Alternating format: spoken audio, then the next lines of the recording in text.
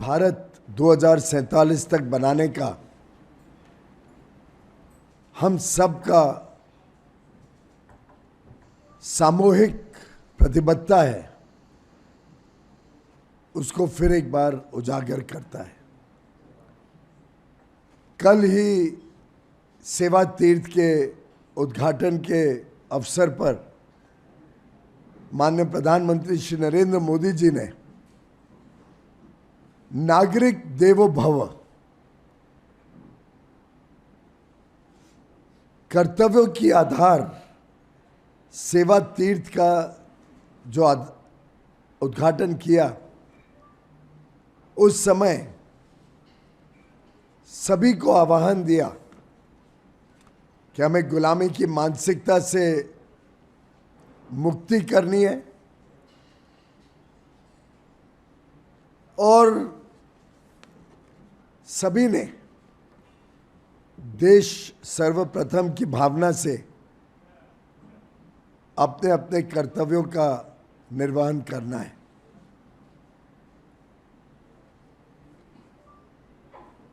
प्रधानमंत्री जी ने एक वाक्य कहा था, कर्तव्य समता है, कर्तव्य ममता है, कर्तव्य सार्वभौमिक है, कर्तव्य सर्वस्पर्शी है। और ये मैं इसलिए कह रहा हूं कि ठीक बजट को भी अगर आकलन करना है तो 3 ठोस कर्तव्य जो भारत को भविष्य के लिए तैयार करें, वह इस बजट 2026 का सोच दर्शाता है। माननीय निर्मला सीतारमण वित्त मंत्री जी ने जो बजट पेश किया, वो विकसित भारत को नए पंख देने के लिए जो मार्ग प्रशस्त किया है, उसको दर्शाता है।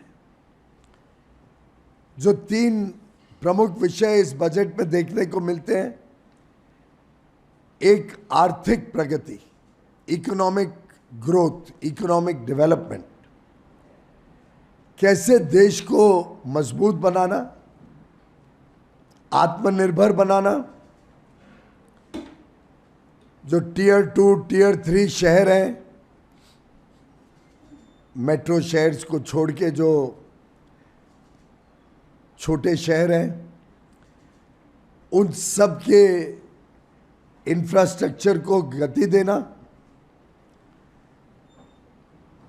आप पूर्णतः देखें तो 12,21,000 करोड़ रुपए मात्र आधारभूत सुविधाएं, इंफ्रास्ट्रक्चर डेवलपमेंट के लिए इस बजट में प्रावधान किया गया है। ये भारत को आत्मनिर्भर बनाएगा, ये भारत के लॉजिस्टिक्स कॉस्ट, सामान को आदान प्रदान करने के खर्चे को कम करेगा। इसका जो मल्टीप्लायर इफेक्ट है, हर 1 रुपया जो इंफ्रास्ट्रक्चर पे खर्च होता है, वो 3-3.5 गुना अर्थव्यवस्था को बल देता है।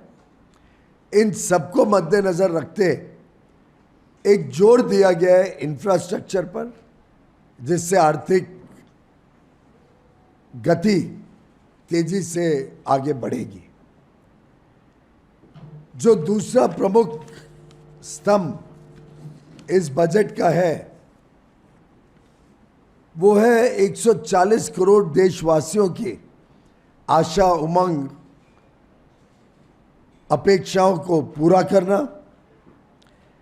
देश के जो सूक्ष्म और मध्यम वर्ग के उद्यमी है, उद्योग है, मैन्युफैक्चरिंग सेक्टर है, इसको भी आगे बढ़ाना, युवा युवतियों को नए रोजगार के अवसर देना, हमारे स्टार्टअप्स को जो जॉब क्रिएटर्स हैं, बल्कि बनाम जॉब सीकर्स, जो खुद अपने हुनर से नई नई सोच के साथ देश को आगे बढ़ाने का काम कर रहे हैं। नौकरी के पीछे नहीं भागते, वो अपने जीवन के शिल्पकार बनते हैं, देश की समस्याओं का समाधान ढूंढते हैं। नया नया नवाचार आज देश को सुशोभित कर रहा है।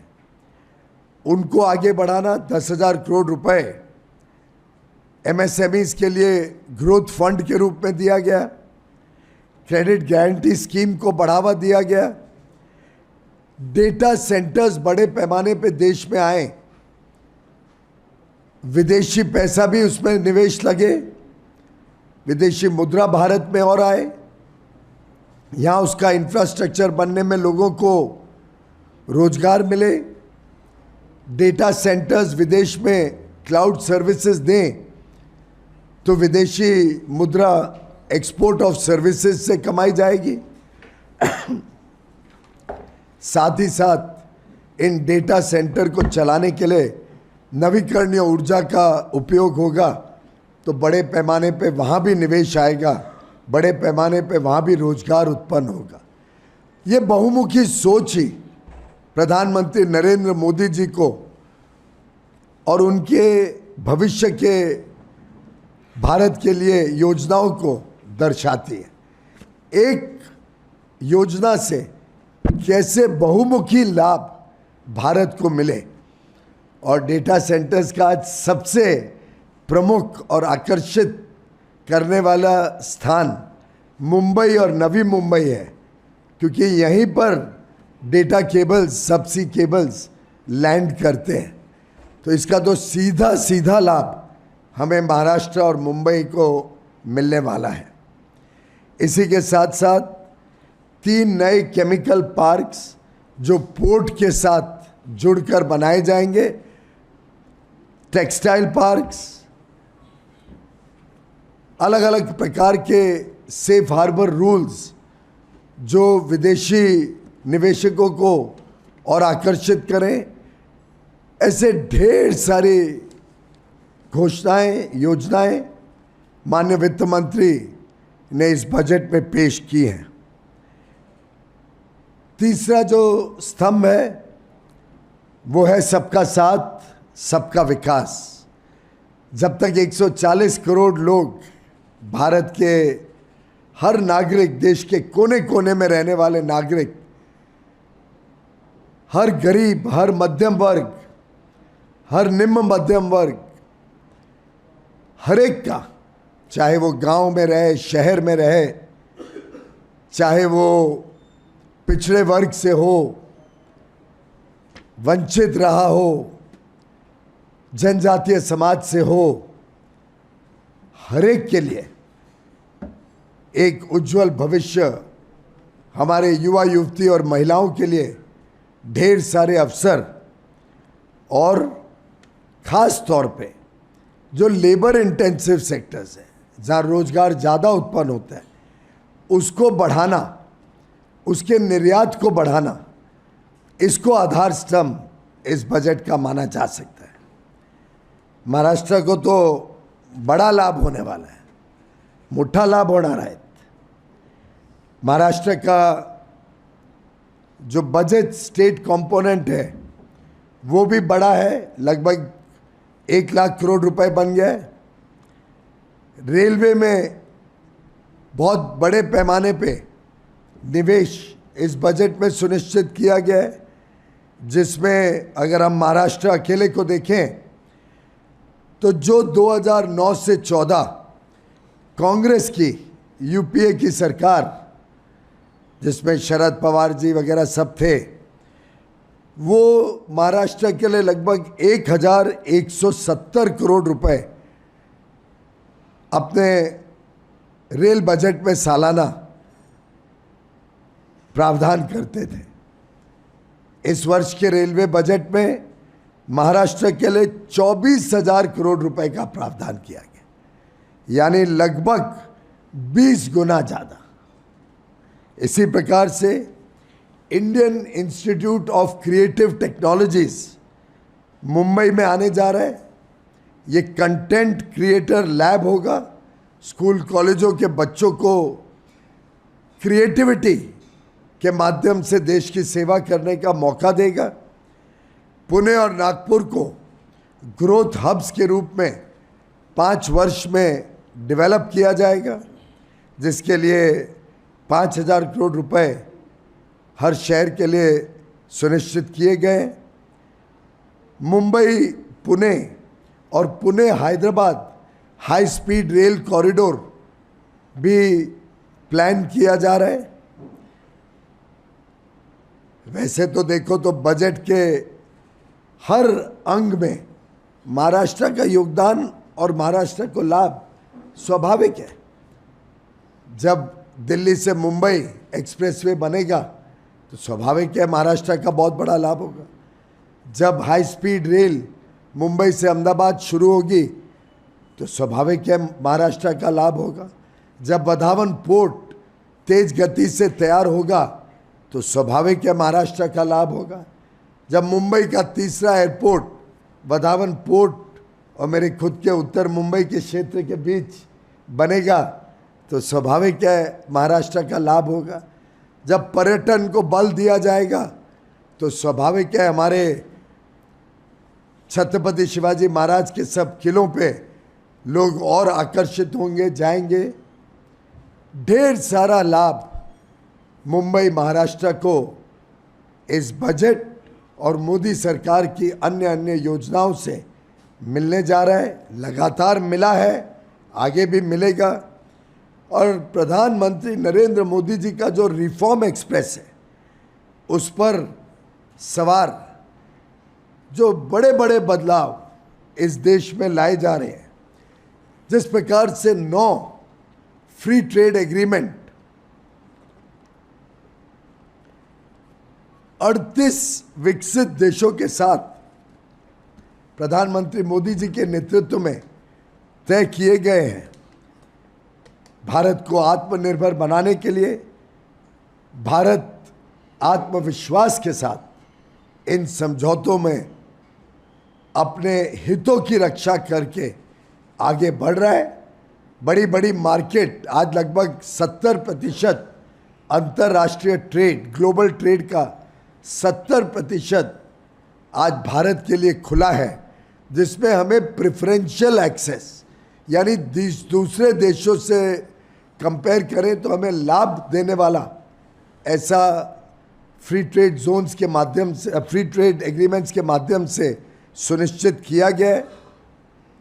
और जब फ्री ट्रेड एग्रीमेंट किए तब जो भारत के सेंसिटिव सेक्टर्स हैं जहाँ पे हमें संवेदनशीलता है, जैसे डेयरी है, जैसे हमारे किसानों के अलग अलग उत्पाद है, जीएम फूड्स है, इन सब चीज़ों को बाहर रख के हमारे किसानों के हितों को भी सुरक्षित रखा है।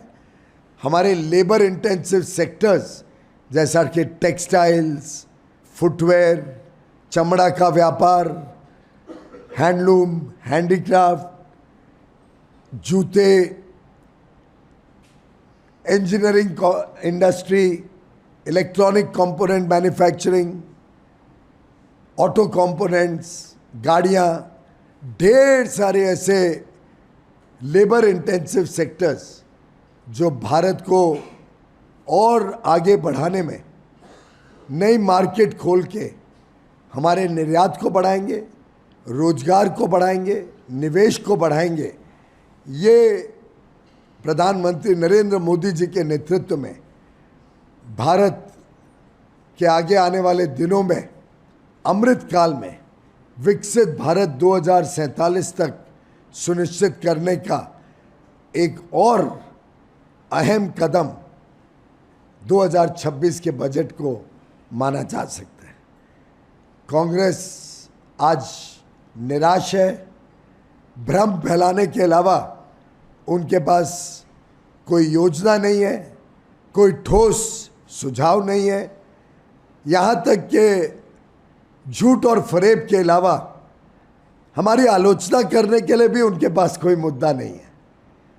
मैं देख रहा हूँ एक के बाद एक रोज झूठी बातें बोलकर हमारे अन्नदाताओं को भ्रमित करने की कोशिश करते हैं, लेकिन मुझे पूरा विश्वास है कि राहुल गांधी जैसे डिस्क्रेडिटेड नेता और उनका जो अलायंस है, जिसमें तृणमूल कांग्रेस पश्चिम बंगाल की, डीएमके तमिलनाडु की, समाजवादी पार्टी यूपी की, ये सब जो एक प्रकार से जनता ने ठुकराई हुई पार्टियां हैं, ये लाख कोशिश कर लें प्रधानमंत्री नरेंद्र मोदी जी को सेवा और कर्तव्य भाव से देश की सेवा, देश का उज्जवल भविष्य, 140 करोड़ लोगों के सपनों को साकार करने से और भारत को विकसित और समृद्ध भारत बनाने से कोई रोक नहीं सकता। बहुत बहुत धन्यवाद।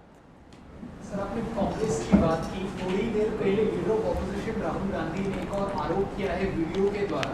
उन्होंने बांग्लादेश और यूएस के एग्रीमेंट को साइड करते हुए कहा है कि इंडिया यहाँ पे कैच 22 सिचुएशन जैसे में फंस गया है, जहाँ पे वो ना सीधा कॉटन का डील कर सकते हैं और ना गारमेंट्स का डील यूएस के साथ कर सकते हैं। उस पर आपका क्या? मैं समझता हूँ नासमझ लोग जब राजनीति में आ जाते हैं, जिनको अर्थव्यवस्था भी समझ नहीं आती है, तो इस प्रकार के झूठे आरोप लगाते हैं।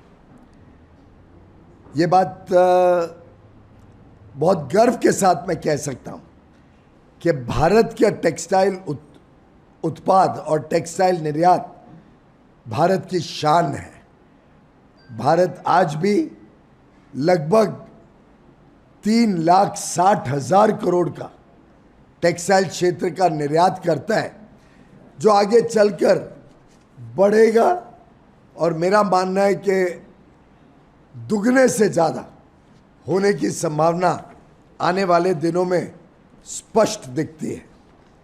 हमने जो ये 9 FTAs किए हैं, फ्री ट्रेड एग्रीमेंट्स, इसमें अगर हम टेक्सटाइल की मार्केट देखें तो लगभग ½ ट्रिलियन यानी 45 लाख करोड़ रुपए तक टेक्सटाइल की मार्केट खोलने का काम हमारे ये 9 फ्री ट्रेड एग्रीमेंट्स विकसित देशों के साथ जो हमने किए हैं, ये हमारे को बड़ी मार्केट खोलने में लाभ देते हैं। अमेरिका अकेले लगभग 9 लाख करोड़ का टेक्सटाइल सामान खरीदता है। यूरोपियन यूनियन अकेले लगभग 22-23 लाख करोड़ का टेक्सटाइल का सामान खरीदते हैं। और ऐसी परिस्थिति में आप कल्पना करिए कितनी संभावनाएं टेक्सटाइल क्षेत्र के लिए खुल रही हैं। उन्होंने एक आरोप लगाया है कि बांग्लादेश में ज़ीरो ड्यूटी टेक्सटाइल्स के लिए खोली गई है, अगर बशर्ते वो अमेरिका से यान या अमेरिका से कॉटन सामने खरीदे। तो स्वाभाविक है भारत को भी वही सुविधा मिलने वाली है। भारत के निर्यातक भी अगर अमेरिका से कॉटन या यान खरीदते हैं तो भारत का भी टेक्सटाइल 0 ड्यूटी पर अमेरिका जा सकता है। और मुझे विश्वास है भारत के हमारे कामगार, हमारे भारत के उद्यमी अवश्य इसका बड़ा फायदा उठाएंगे और बड़ी मार्केट कैप्चर करेंगे, निर्यात बढ़ाएंगे, रोजगार बढ़ाएंगे। और ये कोई आज का प्रावधान नहीं है। निर्यात करके विदेश भेजना, जिसके लिए आयात ज़ीरो ड्यूटी पे हो सके, कोई भी वस्तु आप अगर आयात करते हैं, उसको यहाँ प्रोसेस करते हैं और विदेश भेजते हैं, तो आज नहीं सदियों से ज़ीरो ड्यूटी पे लाया जा सकता है, यहाँ प्रोसेस करके एक्सपोर्ट किया जा सकता है। आपकी जानकारी के लिए SEZ का कानून तो कांग्रेस सरकार ही लाई थी, आपको याद होगा। SEZ के कानून में भी ये स्पष्ट लिखा गया है कि आप 0 ड्यूटी पे आयात कर सकते हैं, यहाँ प्रोसेस करके एक्सपोर्ट कर सकते हैं। तो उससे तो रोजगार ही बढ़ेगा, उससे फॉरेन करेंसी कमाई बढ़ेगी, विदेशी मुद्रा आएगी तो देश की ताकत बढ़ेगी और लाखों करोड़ों लोगों को सिर्फ और सिर्फ टेक्सटाइल सेक्टर में मुझे लगता है नए अवसर खुलेंगे। और ये जो उसके सामने जो झूठा आरोप लगाया जा रहा है कि कॉटन अगर बाहर से आएगा तो कॉटन फार्मर्स का, हमारे किसानों का क्या, उसके लिए मैं उनको बता दूं कि जब इतनी बड़ी मार्केट, विश्व की 45 लाख करोड़ की मार्केट खुल रही है भारत के लिए, तो भारत का तो कॉटन डिमांड इतना बढ़ने वाला है कि मैं तो चाहता हूं कि और हमारे किसान कॉटन का उत्पादन बढ़ाएं और प्रोडक्टिविटी बढ़ाएं, उत्पादकता बढ़ाएं, क्योंकि कपास की जो ज़रूरत है भारत में वो लगातार बढ़ने वाली है। पूरा अमेरिका का जितना कॉटन है वो सब कॉटन भी देख लें तो भारत का 10% भी जो रिक्वायरमेंट है, जो ज़रूरत है, उसको पूरा नहीं कर पाएगा। तो मैं आज तक ये समझ नहीं पाया हूँ कि राहुल गांधी जी को इतने नासमझ व्यक्ति को लीडर ऑफ ऑपोजिशन कैसे बनाया गया, कैसे कांग्रेस पार्टी इस बात को नहीं समझ पा रही है कि एक ऐसा व्यक्ति जिसको ना अर्थव्यवस्था की समझ, सिर्फ झूठ और फरेब के अलावा और वक्तव्य ट्वीट करने के अलावा उनके पास कुछ बताने के लिए है नहीं, सच्चाई से हजारों मील दूर रहते हैं। भारत की तो कॉटन की क्षमता भी बढ़ेगी, कॉटन की रिक्वायरमेंट भी बढ़ेगी, और ये जो नीति है आयात करके प्रोसेस करके निर्यात करना, ये फॉरेन ट्रेड पॉलिसी में सदियों से चले आ रही है, कोई नई नहीं है। एसईजेड पॉलिसी जो, और ये दोनों चीज़ें, foreign trade policy, SEZ policy, Congress के ज़माने से यही है कि आप कुछ भी चीज़ आयात कर सकते हैं, यहाँ प्रोसेस करके एक्सपोर्ट करें तो ज़ीरो ड्यूटी पे आती है, तो वहाँ तो कोई नुकसान नहीं है, उल्टे लोगों को रोज़गार मिलेगा, किसानों के बच्चों को भी रोज़गार मिलेगा और किसानों को अपार अवसर मिलेंगे, क्योंकि टेक्सटाइल क्षेत्र अब पूरे विश्व का 70% मार्केट में भारत के लिए खुल गया है।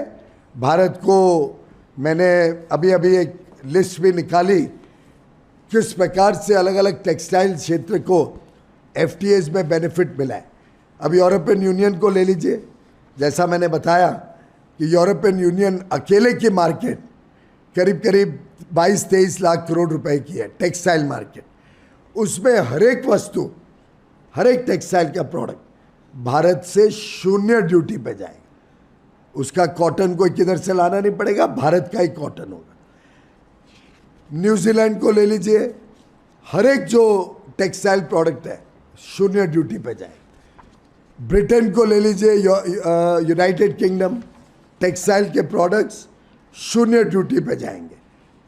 यूनाइटेड किंगडम अकेला, इंग्लैंड अकेला लगभग 27 बिलियन यानी करीब करीब 2.5 लाख करोड़ का कॉटन, 2.5 लाख करोड़ का टेक्सटाइल खरीदता है।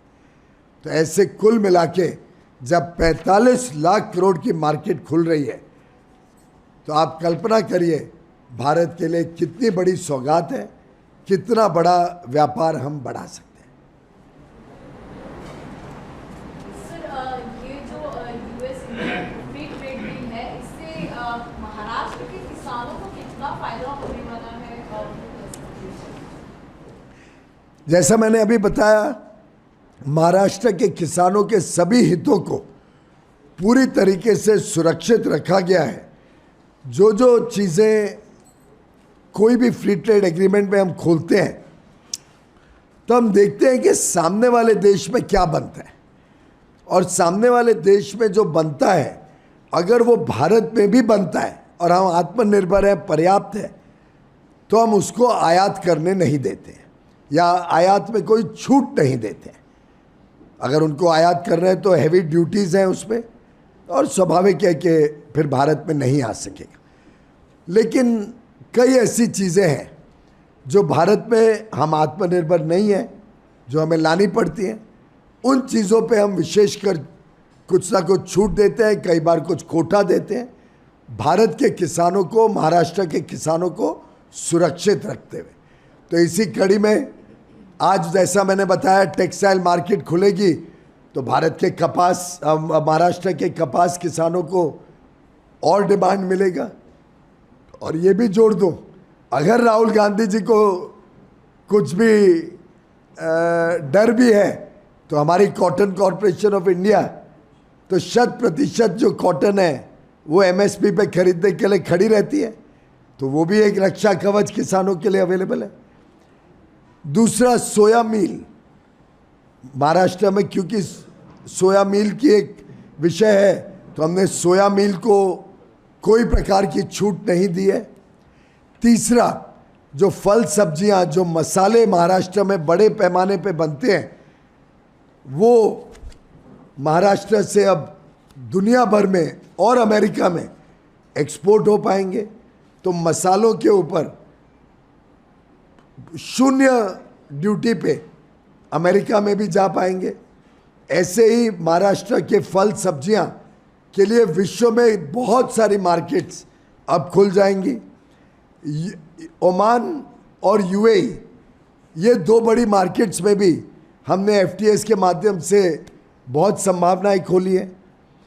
अब जो 6 देश हैं खाड़ी के, सऊदी अरेबिया, बहरीन, कतार और कुवैत, ये 4 और ओमान, यूएई, 6 देश का एक संयुक्त फ्री ट्रेड एग्रीमेंट की बातचीत भी शुरू कर दी है।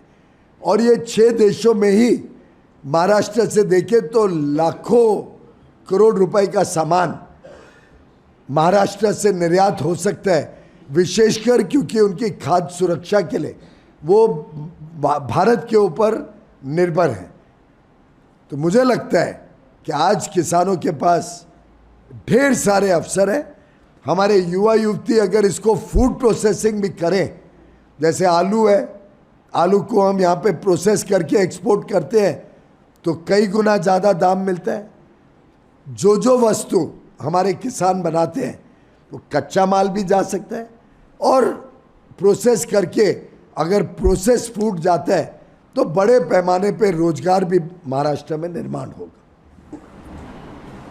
Sir, India signed trade agreement with 38 countries in the past 1 year. How different is the trade pact with the US compared to EU? Well, all the trade pacts are very good for India.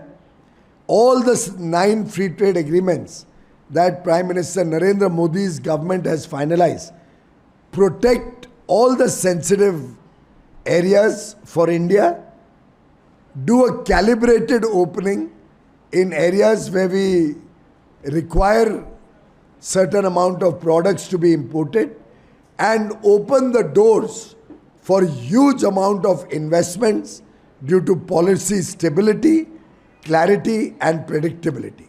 These will attract investments creating lakhs and crores of jobs for the people of India. These free trade agreement with the United States of America have brought down the tariffs significantly, the reciprocal tariff from 50% to 18%. And along with that, roughly half our exports to the United States will be duty free. There will be no reciprocal tariff on that. So significant benefit with half our exports going on zero reciprocal tariff, the rest having a lower reciprocal tariff of only 18% against 50%, which is the lowest tariff that any of our competing nations. We are lower than China, which is at 34-35%. We are lower than Vietnam, Bangladesh, Pakistan, Indonesia, Malaysia. India has received the lowest tariff from America compared to all our other developing economy competitors. And therefore it opens up a huge $30 trillion market in America. I think it's a game changer for the future progress and development of India. Sir, my next question to you, that US says that they will export $500 billion to India over next 5 years. Is it feasible, and how much India will export to US in the same period? Is there any estimate? I think you would have seen that when Prime Minister Narendra Modi ji and President Mr. Donald Trump met in February 2025 and decided to launch negotiations for a bilateral trade agreement, they had together agreed that Indo-US trade bilaterally should increase to $500 billion per year by 2030. That is, both import and export between the two nations should increase to $500 billion per year. That is 45 lakh crore rupees. This includes goods and services. We are working towards that target. There are so many things that India needs which are available with America, with the United States of America, which will help India's economy grow faster, which will help us to provide jobs to our youth, which will help us to give a boost to our economy. $500 billion that we intend to purchase over the next 5 years, subject to getting good quality, good prices, sufficient availability and demand, comprises products like our energy needs. We need oil, crude oil we import in very large number. We need LNG, we need LPG. Now that every home has a domestic gas connection, obviously our demand is going up. With the fastest growing large economy on earth, our energy needs are increasing 7-8% every year. In this increasing energy needs scenario, we are obviously going to import larger quantities of crude oil, LNG, LPG, and the more diversity and more competition among suppliers, India will get better pricing. India will get a better deal. We will save money. Similarly, our steel manufacturers today manufacture about 140 million tons of steel. We expect the steel production in India to double, for which we require coking coal. Today we are importing $17 billion worth of coking coal, which is 1,50,000 crores. Over the next 5 years, this will double and increase to almost 3 lakh crores. That is more than $30 billion every year. Now, coking coal is not available in India, just like oil or LNG, LPG, in sufficient quantity. So we will need to import that. We are today dependent on only 2 or 3 countries for coking coal. The more the competition, we'll get lower prices for coking coal, which is good for our economic viability, which will help our steel industry to grow, which will help create jobs for all Indians. I just spoke about data centers and how it will benefit Mumbai, Navi Mumbai, Maharashtra. For data centers, we need technology, we need GPUs, we need data center equipment, we need equipment to process and do quantum computing in India. We need a lot of technology products, ICT products. America has the best ICT products in the world, and they are our trusted partner. We want them to open those products for selling to India so that we can create jobs in India, so that we can expand our economy and we can continue to grow and progress to be the main supplier of services in the IT sector to the whole world. Even today, our IT sector is exporting nearly $200 billion, that is 18 lakh crores worth of IT services, information technology services. Once we get these equipment from US, we can grow that. And the target that the IT industry has told me, and I had a meeting with them only 3 days back, is that they will increase IT exports to the world to 45 lakh crores per year. And America will be a big market which will open up for us. Precious metals, we are importing gold, silver, other precious metals, critical minerals. We will need to bring that from different countries. The more competition, the better it is for our consumers. So our approach is that in areas where India needs to import, and we all know that India is importing goods worth $800 billion even today. Those are required for our economic growth, for maintaining the jobs of our young men and women. That import, if it has a wide number of countries from whom we can import, we'll be able to get competitive prices and help the consumers with better, lower prices, better quality, and ensure we will continue to be the fastest growing large economy for the next 20-30 years. खासकर जो राहुल गांधी के बार बार ये बात कह रहे हैं कि बांग्लादेश को फायदा होगा, भारत को फायदा नहीं होगा, टेक्सटाइल के मामले में कहते हैं कि 0% जो है उनको लगेगा जब वो भारत अमेरिका में अपना माल बेचते हैं, क्योंकि उन्हें खास से खरीदनी पड़ेगी अमेरिका। अगर आप भारत करने जाता है तो भारत का टेक्सटाइल मार्केट में भारत का है, कॉटन इंडस्ट्री खासकर शायद आप लेट आए हैं क्योंकि मैंने अभी जवाब दिया इसका। आप पुनः एक बार चाहते हैं, मुझे कोई आपत्ति नहीं है। मैं कह रहा हूं ना कि अगर झूठ और फरेब का नैरेटिव कोई रख सकता है तो दुर्भाग्य से विपक्ष के नेता, क्योंकि उनके पास और कुछ मिला नहीं इस यूएस के फ्री ट्रेड एग्रीमेंट को की आलोचना करने के लिए, बेचारे बार बार रोज एक नया झूठ का पुलंदा फेंकने की कोशिश करते। मैंने अभी अभी समझाया कि ये नीति कि आप विदेश से कोई सामान लाओ, यहाँ प्रोसेस करो और विदेश वापस एक्सपोर्ट करो, ये नीति कांग्रेस के समय से चली आ रही है। इसके लिए कोई US India free trade agreement की ज़रूरत ही नहीं थी, ये पहले से चली आ रही है। और भारत में भी वर्षों से कॉटन लोग ला रहे हैं,